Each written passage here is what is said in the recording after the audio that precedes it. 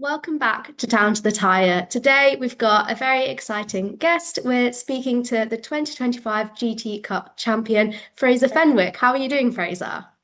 Yeah, no, living the dream. Thank you. Yourselves? Yeah, not too bad, thank you. I feel like we always record when we're in massive heat waves in the UK, and we've done it again. It's very warm, but we were just saying we'd rather be too warm than too cold. So, yeah, all good on our end too, and really looking forward to our conversation this evening. No, I appreciate you having me. Thank you very much. Of course. So, we like to start the podcast kind of looking back at how someone's racing journey began, how they kind of got into the sport in the first place. So, kind of looking at the MX5 Super Cup series as your first step into car racing. What attracted you to that in the first place? Well, my first step into car racing was actually the Citroen C1 24 hour at Silverstone. Wow. I did that was my first ever race in a car, and then I did 3 years in the MX5 Mark One Championship prior to going into the Super Cup. Um, but yeah, previously to that I'd done 8 years karting. And then we got to the point of a family of where, we were spending the same amount of money to be karting than what we could be for car racing. And I think I was nearly turning 17, so at that age, it's either you make your break into cars or you stay karting, and you kind of stay there. So no, we moved into the cars. We decided that was the route we wanted to go down. So we did the C1 24 hour, which to this day is still the greatest race I've ever done. I've driven a lot of cars and had a lot of really good races and really good battles, but the C1 24 hour at Silverstone was probably the greatest race I've ever had. It was so enjoyable, and I think it was probably because I've always wanted to do endurance racing, and my first ever race was a 24 hour race. Yes, it's a Citroen C1. It's not spectacular. It's not a GT3 car or anything like that, but it's just how everything's ran, and how alert you've got to be as a driver throughout. Drivers say that there isn't much rest in a 24 hour race, and there's not. You've always got to do something, and you've always got to be ready. And then yeah, from there, I did a couple of test days in an MX5 with AB Motorsport, and I think actually my last test day was at Silverstone. And then on the way home, me and my dad were having a chat, and we went, "This is what we're going to do." Um, so we went out and bought a car for the last 3 rounds of 2023 now, I think, even 2022 actually. I lie, it was 2021 because of COVID. That's why I only had the last 3 rounds, because of COVID cut like 90% of it short. So we only did the last 3 rounds. And first 2 rounds were really good, really enjoyed it. I was just finding my feet, and we really enjoyed it. We realised we had a bit of pace. It was just that the car was that we'd bought, needed an engine rebuild and just little bits and bobs just to really get you towards the front of the pack. So we bit the bullet and we decided to go and get the engine rebuilt and everything that it needed doing. And then we put it down for the last round at Silverstone, and I won the first race, came second in the second race, and came third in the third race. Believe it or not, one, two, and three, all in that order. So that was really good, and then that kind of marked my step into car racing. And then we did two more years after that in the MX5. The second year was really good. I was in the championship battle all the way until the last 3 rounds, and then just started getting unlucky with a bit of damage and bits and bobs like that. I mean, I didn't finish a race when we went to Anglesey. I DNF'd in every single one due to electrics, anything you could think of. We had that issue out at Anglesey. So then we decided that we'll do one more year and we'll come back stronger. And then in 2023 is when I became the MX5 British champion. And then we decided that, we want to make a move. And obviously we travelled around with the Super Cups. So we were like, well, we'll go and have a hand at the Super Cups. Missed the first half of the season due to budget. We just didn't really have the funds there that we were comfortable with to go racing. So we just chilled at home, if it is chilling. I don't quite know because I prefer being at a racetrack. But we were and then we just again bit the bullet and decided can't there's nothing to lose, so we went into the Mark Threes and really enjoyed it, um, and then went straight into a Lamborghini, and that was the jump. And it was, now I look back at it, it was a massive jump. I only did, I think, 5 race weekends, maybe not even that, maybe 4 race weekends in a MX5 Super Cup, and then straight into a Lamborghini Super Trofeo. Well, speaking of jumps, how big of a step up was karting to the MX5s for you? And do you think the series is good for newcomers to car racing? So, in terms of the step into the MX5s, I don't think it was actually too difficult because of how compact and challenging the MX5 grid was when I joined. It was pretty much like karting. They're one make. There's not much of dodgy business going on in the paddock. So it is pretty much a one make series, and everyone that was in it was a very good driver. So in terms of racecraft and everything like that, it was actually a really nice shallow step. But in terms of then learning bits about the car and how a car feels, because the feeling of a car is completely different to a car. Obviously, suspension, I've got an extra pedal and a gearbox and everything like that. So that was probably the hardest bit to come past. But in terms of the actual jump itself, it was relatively easy and really nice, and we really enjoyed it. And yeah, 100% I would recommend it for anyone looking for a budget friendly jump from karting to cars. And it is just, the racing that you get for the value is next to nothing. And you said yourself that you won the championship in the MX5s. How important was winning the championship for you, especially considering how competitive the field is? It very even the year previous when I think I've ended up finishing fourth in the championship, or maybe even fifth, I can't remember. But just to be battling it at the front of the pack with the people that have been in it for years. There's people that have been in it for 15, 16 years, and I was coming in my second year of car racing.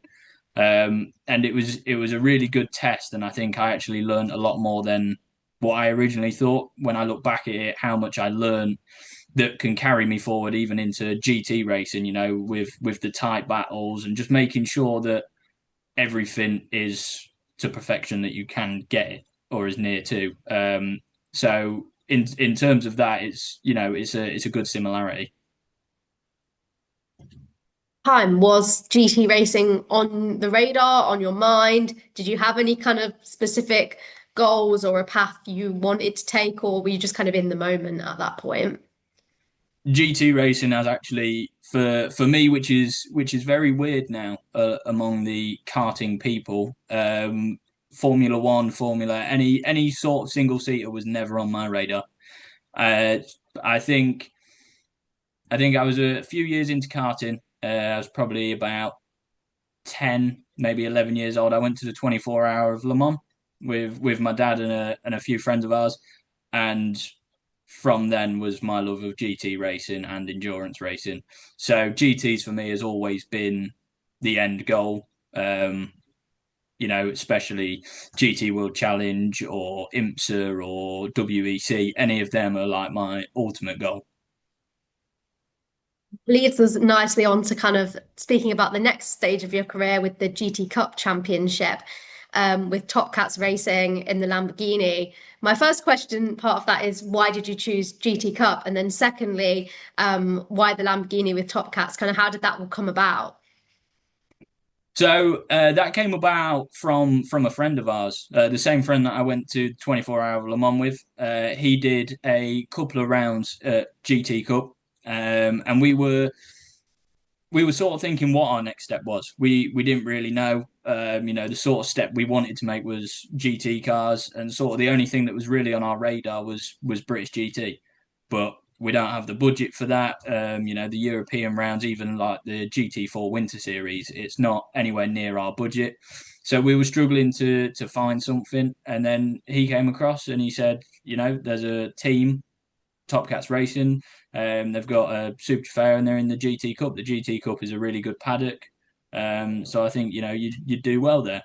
And then from there, we made a few phone calls, and I think it was about 2 months, and then I was in the car at Snetterton. So the MX-5 and the Hurricane are obviously quite different cars. What would you say are the main differences between them, and did you find it difficult to adapt? I would say the biggest thing would be probably going back to slicks. Obviously the karting days I was on slicks every weekend, obviously unless it was wet. And then I did 3 years in the Mark One MX-5s, and then it was about a year in the Super Cup just for the odd rounds. The Mark Ones are only on road tires, and then the Mark Threes, which are the Super Cup cars, are on semi slicks. So I think the biggest jump for me was uh, going back to full slicks, and just I think the biggest thing was confidence, just because it's so you need to get the tires up to temperature for slicks to give you anything. And I just think out from not being on slicks for so long, I was sort of worried. I was like, if I don't get these up to temperature, I'm going to be in the scenery very quickly, and we've got a very large bill coming, which is never what I want.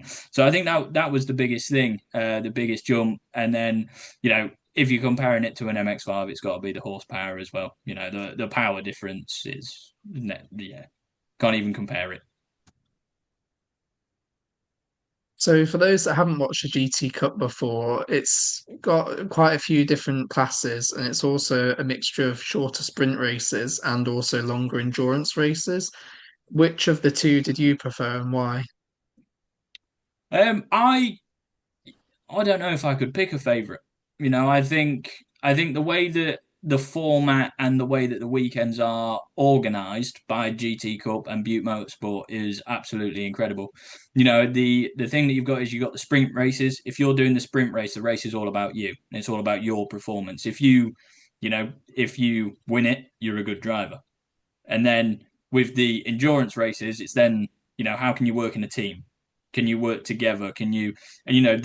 That mix is very good for any driver that, like myself, that is looking to see, what route is best for them. Am I best as a sprint driver? Is it, all about me? Am I not very good at working together or working with someone?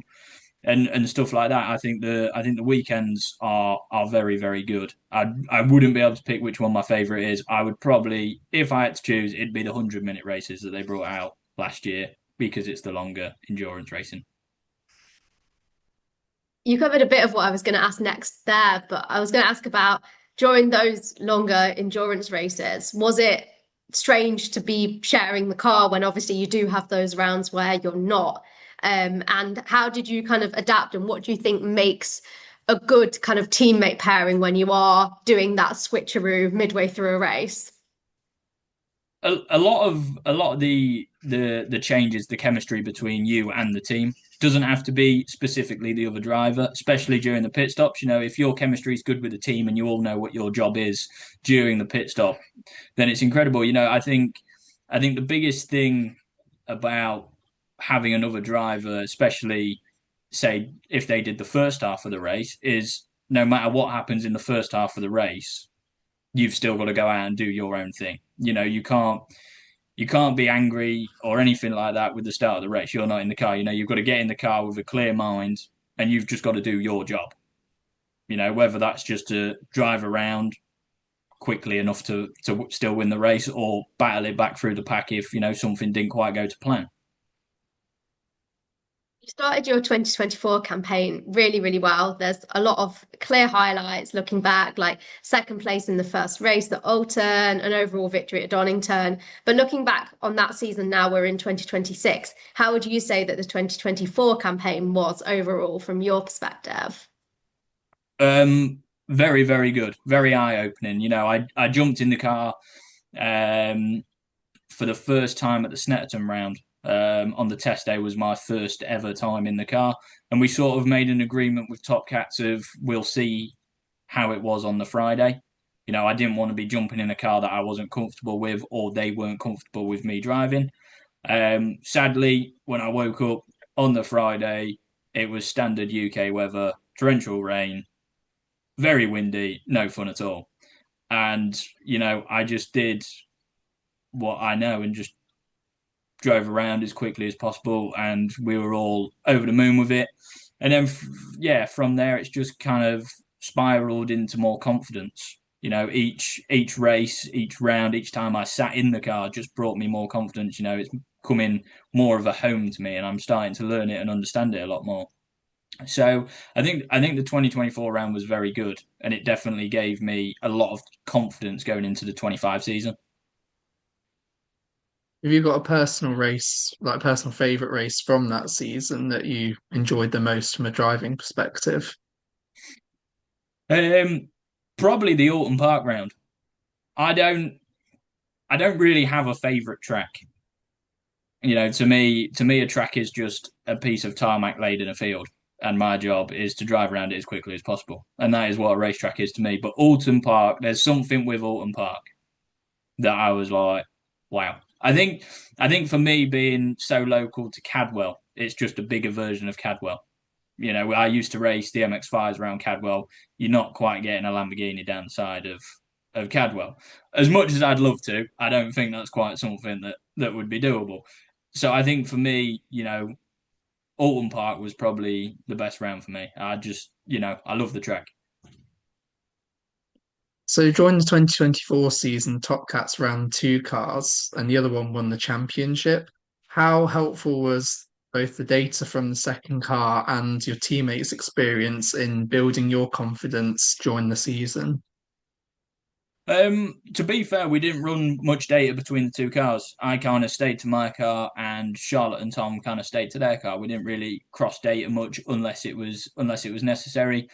But for me as a driver, having the other car, especially with Charlotte and Tom in it, it gave me something to chase. I know where the pace is meant to be.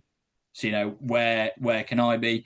And the way I used to look at it was just sector times. If I was down on a sector 5, 6 tenths, I've really got to focus on that sector. I don't look at corner to corner because everything is such a big variable. It can change. I look at the sectors. And if there's a sector I'm really down on, it's for me, it's the whole sector that I really need to sort out.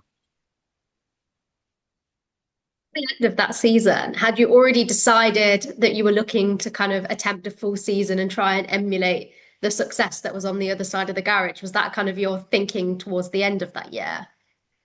Yeah, 100%. At the end of 2024, we had the pace and we had the understanding of the car, and especially the team. The team is very, very good. And they all gave me, like I say, the confidence and the car to do it. So at the end of 2024, we sat down over Christmas, I think it was, and me and my dad had a chat, and we went, right, well, we're going to go for the championship. We brought it back with me and Warren. Warren only started the season doing the sprint racing because that's all he was allowed to do.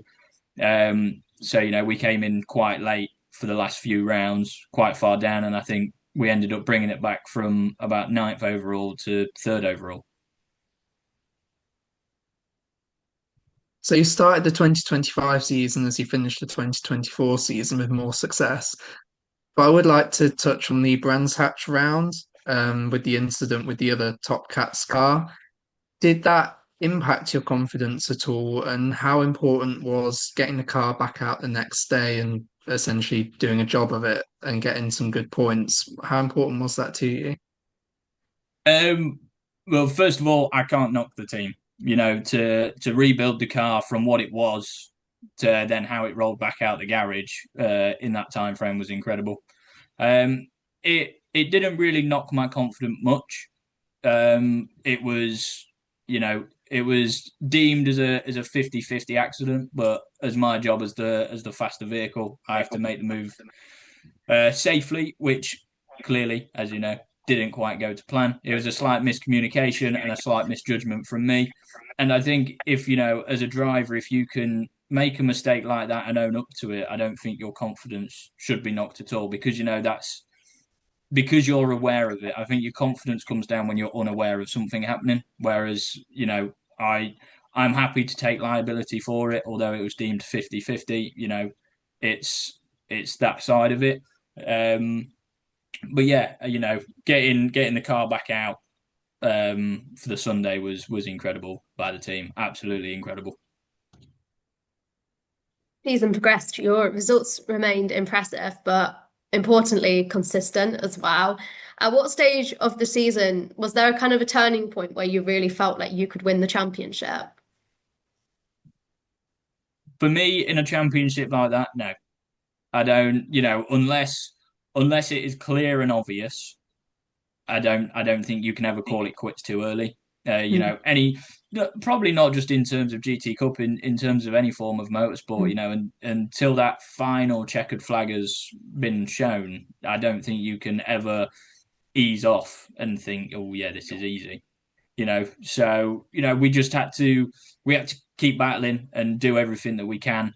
Um, and like I say, the Brands Hatch round, the fact that the team got the car back out so we could at least finish the rounds, let alone on podium as well, I think was incredible. And I think if the car hadn't have come back out for the Sunday, I don't, I couldn't see us being the champions if I'm honest. So that's all down to the team. So during the latter stages of the season, problems with your own car resulted in you having to run the Evo 2 version of the Lamborghini. Were there any particular differences with that car other than the revised aero, or was it pretty similar to what you've been driving the rest of the year? It was pretty similar. It was quite a comfortable step, to be fair. Like you say, upgraded aero and different discs and pads. But I think for me the biggest thing was literally just the braking. They don't seem to fade off towards the end of the race as much in the Evo twos.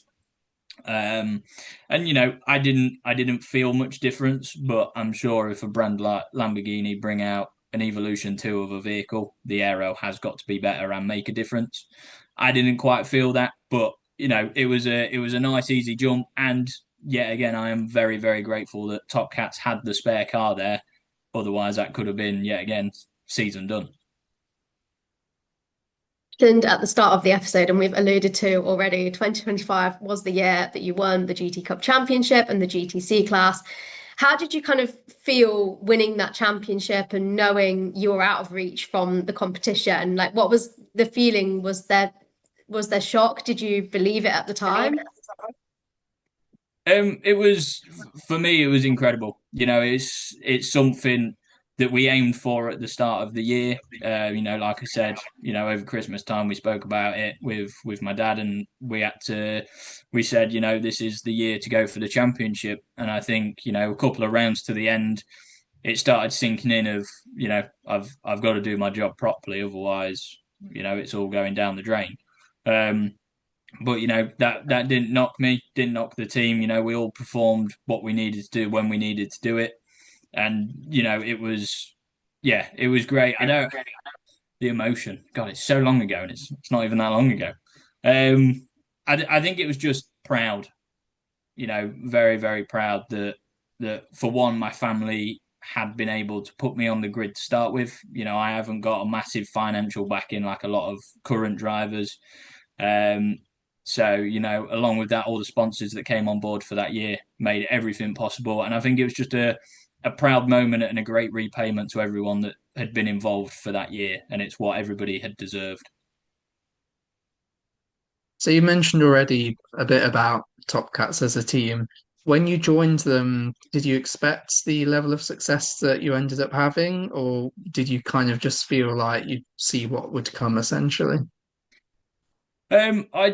I thought they were, we knew they were a good team, especially when you look back at their history. They haven't been in motorsport a year; they've been in motorsport for years. They've got a lot to show for it as well. So it was fairly confident. It's like putting on the same socks twice. It was very very. We were very happy with the choice, and we didn't for one think that it'd be sort of a waste, because that's a big decision for me and my dad, especially. We've got to pick so wisely, because the budget can run out. We sadly, me or my dad haven't got a tree out the back of the house that grows money on it. So we can't just go and pick that off every now and then to get some more for the budget. So we've got to pick really wisely. And yeah, Top Cats were definitely the ones. So GT Cup has quite a complex class system as well, which allows a wide variety of cars to take part in the races. What's your favourite aspect of the championship as a whole? Probably the way it's ran. I think it's a very well ran championship, and just everyone involved. Even the drivers. It's not. The racing is serious, but the paddock isn't serious. You can speak to anyone that you want to whenever you want, and I think the paddock being so friendly and open is really what makes the championship stand out for me. And yeah, you know, definitely the way that it's ran, I think is the greatest part about it. And the involvement, like you say, so many classes. If you want to go racing in a friendly paddock that's ran brilliantly, more than likely, depending on the car you own, you can go to GT Cup. Similar note to what you just said as well, all the races from the championship are live streamed on their YouTube channel, which makes it super accessible for anyone who wants to tune in and watch it. How important is that opportunity for both drivers who are competing in the championship, but also the teams and the sponsors as well, to have it visible without it being behind a paywall or anything like that? 100%. It's for me. It's a lot bigger for the sponsors and partners involved. Um, for me as a driver, it wouldn't have to be on TV. But if I'm bringing the money and the partners with me to do it, the fact it's ran on YouTube is brilliant. And even their social media, they're very up to date with their social media. They've got a very good social media team, and all of that just gels together into, like I say, the way that it's ran. It's brilliantly ran. Everybody has their job and they know what their job is, and they're getting out there to thousands of people.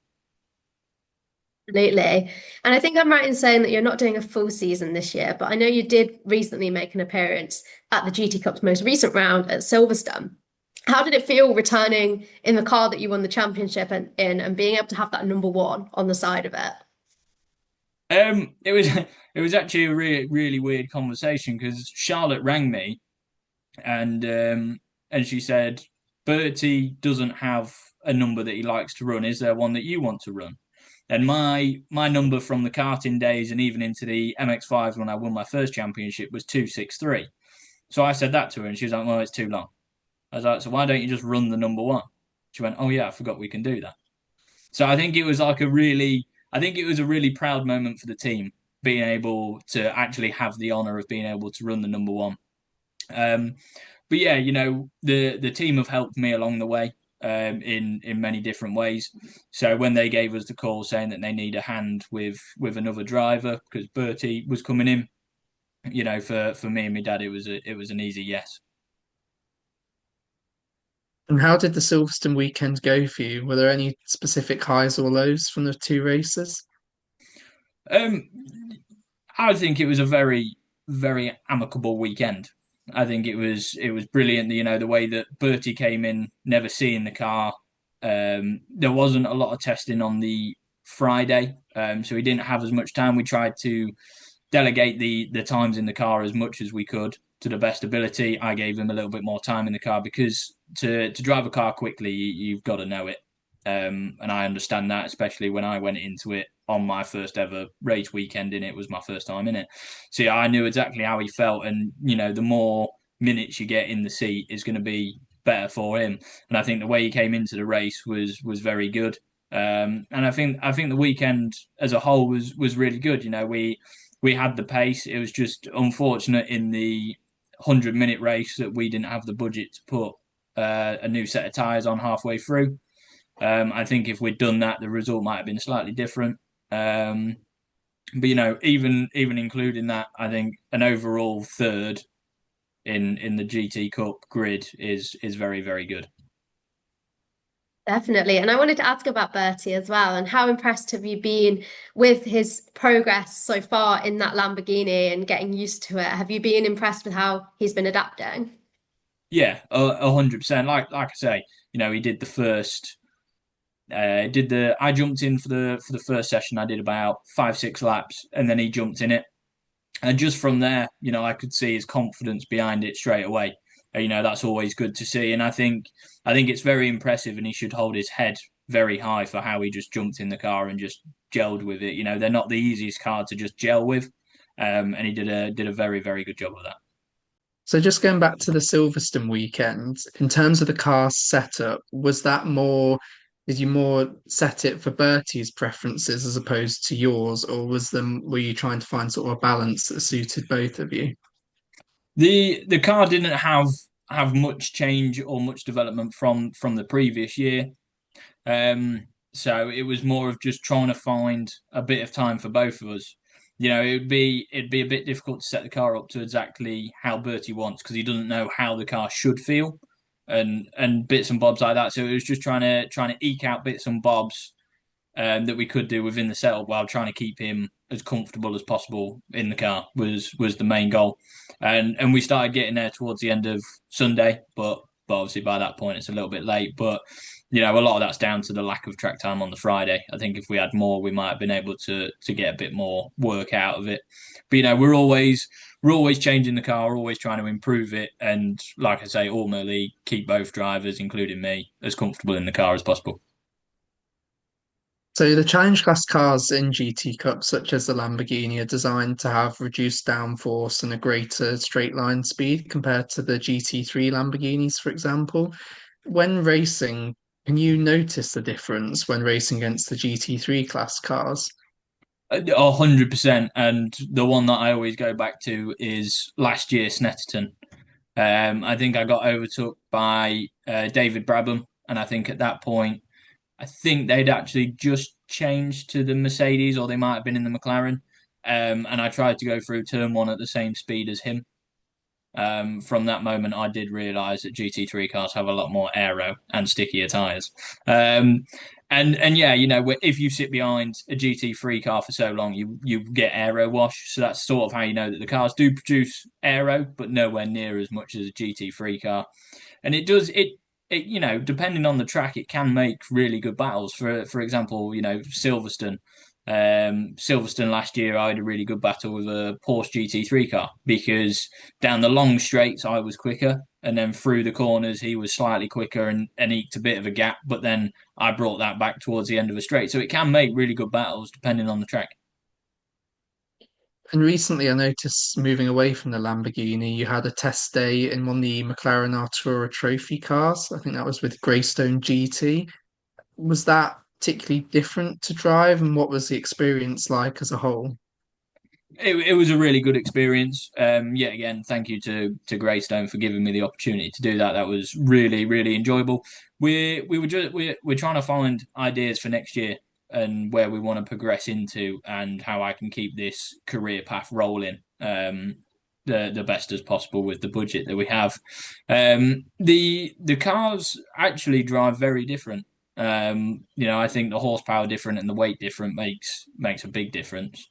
Um, but no, I did. I really enjoyed it, and it was a really, really, really good day. And it sort of gave me, I'd been out of the car for I think it would be about 8 months. And it was obviously the Thursday. I tested the Artura the Thursday before the Friday practice at Silverstone, so I'd already just had got a little bit of the rust off, and then it was just a case of just getting rid of the last bits of it off for the Lambo.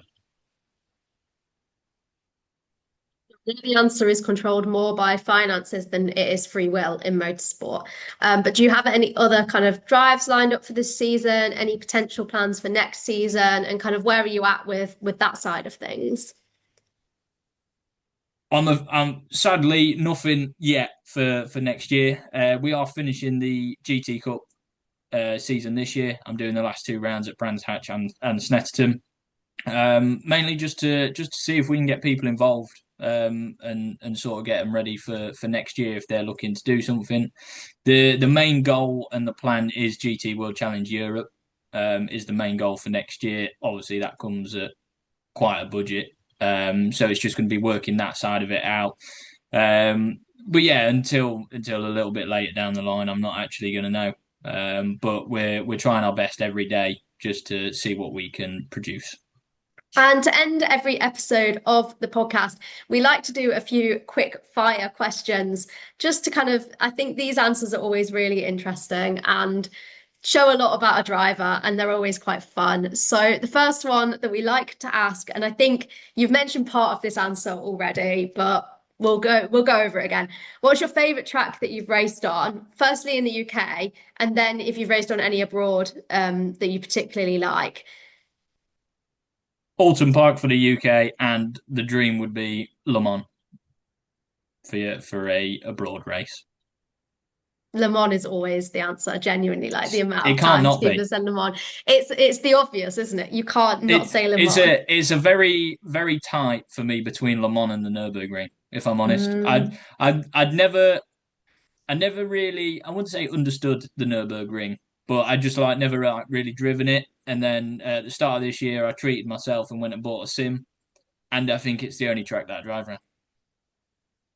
I think that amazing. is also a very very good track, but still for me, number one has got to be Le Mans. And with the next one, I think we've covered off the answer a little bit already. And I think I know the answer to the second part, definitely after what we've just said. But the favorite race you've competed in, and then the dream race to compete in. This is going to be a really shocking answer that no one can predict. Alton Park for the for the one that I've completed. For the one that I want to compete in would be the 24 hour of Le Mans. What racing car would you love to drive in that you haven't yet? It'd be a GT3 car. Just any form, Yeah. any doesn't matter what the manufacturer is. Just to have a go in a GT3 car would make my year. And then the final bonus question that I've just thought of. Out of the 2 years in the Lamborghini with Top Cats, what's your favorite livery out of the two? For me, it's got to be the white and purple. Hmm. We did that out of my colours. My colours are white, teal, and purple. So for me, it's got to be that one. Good question. We need to start adding that one on onto the Yeah. end. Yeah. Maybe I've got one to bounce off that then. Your favorite livery on any car of all time. Oh, might not be quick fire this one. Um, for me, it's either got to be it's a Formula One livery. Believe it or not, I'm not a single seater guy, but for me, it's a Formula One, and it's got to be either the Marlboro or Camel liveries. Just mainly for me, it's a big one in what I'm trying to chase partnerships, and that Mm, shows you the reach that partnerships can have. You know, you when you think of Ayrton Senna, you think of the Marlboro car, mm. and it's as simple as that. You know, you grow with a brand, and it can become something like that. But for me, either one of those two is definitely number one. Mine is also the camel one. Me and Matthew actually have the Lego set of it that we've built.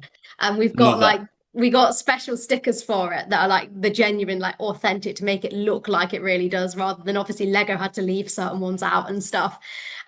So yeah, that is top of my list as well. Good choice. Oh, Brilliant. good. It Well, should be. Quick fire questions. What's your favourite UK track? Donington, that's where we're from. Yeah. So Yeah. Donington, It I can makes answer sense. for It's a us good both. track. It is a good track. The only problem that I find is I always get distracted by the planes taking off. Yes, so do we. Mm. That is that. Yeah. Yeah, but you're not driving on the track. No, I that's feel that's true. the slight difference, especially when I'm going back up the hill and I see a Ryanair take off. I always think, I wonder where they're going. And it's always a bit depressing getting distracted by Ryanair because they fly from East Midlands like every 2 minutes. It's like, oh, I wanted to see something a bit special and exciting, and it's all just a Ryanair. No shade to Ryanair Or if in case they depending want to how ever nearby you sponsor. live, DHL of a night. Yeah, that's That's very just an true. annoying one. I don't think if you sleep at the track at Donington, you will ever get a good night's sleep. I don't think that is possible. Matthew, I don't think you'd care if you didn't get a good night's sleep. You'd just be happy to watch the planes. Well, if I was racing the next day, I probably would. But yeah, if I wasn't, True. I wouldn't mind too much. No. That's true. I like planes. I like anything with some form of an engine. But at 4 in the morning, it's just not what I'm needing. It's not what I want. Brilliant. I think I'm out of quick fire questions. Are there any more? from anyone?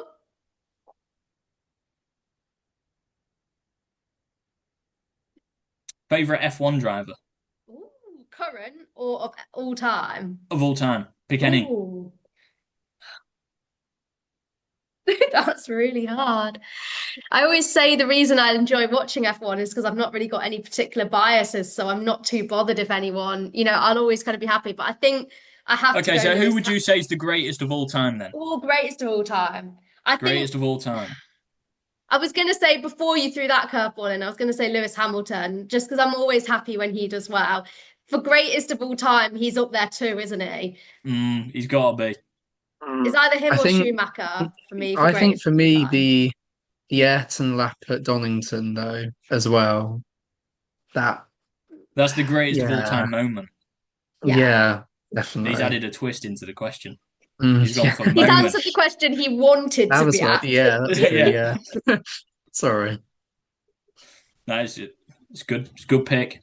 What's Mm. yours? Well, greatest of all time or favorite? Both. Can be different. Favorite for me is Hamilton. Especially to be fair, especially his dad. I met his dad when I was racing at Bookmore once, and I just think the what he did for Lewis, I don't think has been replicated. Mm. Everything that he did to make sure that he could get his son to where he wanted to be is incredible. Um, so for me, Lewis, greatest of all time. It's a very difficult question because there's so many different eras. It's like, Yeah. you could look at it and you can argue Ayrton Senna or Lewis Hamilton, but if you switch the periods, how would they be in the different era of car? Mm. But for me, I think greatest of all time's got to be Lewis Hamilton. Sir Lewis Hamilton. Uh, Sorry. I would agree. Mm. Any final thoughts from you, Matthew, since you dodged the question? I think I would agree with you guys. Yeah, yeah, I would say Lewis is definitely the best. He's either actually just agreeing or it's because he's got a really weird one and he doesn't want to say it. No, He I was don't going to I say don't have like any niches. Damon Hill, which is It's a all very right. good driver. I'm not denying Mm. it, but I just don't think he's up there for greatest of all time. I think that's fair. Brilliant. Well, on that note, we've concluded that Lewis Hamilton is the greatest F1 driver of all time. So, Greatest GT driver of all time is me. yes, I didn't even need to ask that. That one was No, just no, established. Yeah, I obviously thought that's waste of just time. yeah, it's just general knowledge at this Yeah. point, isn't it? Yeah, But now the listeners know as well, in case they didn't. yeah. Well, that's good. If they don't agree with the Lewis Hamilton one, they can agree on me. I'm sure.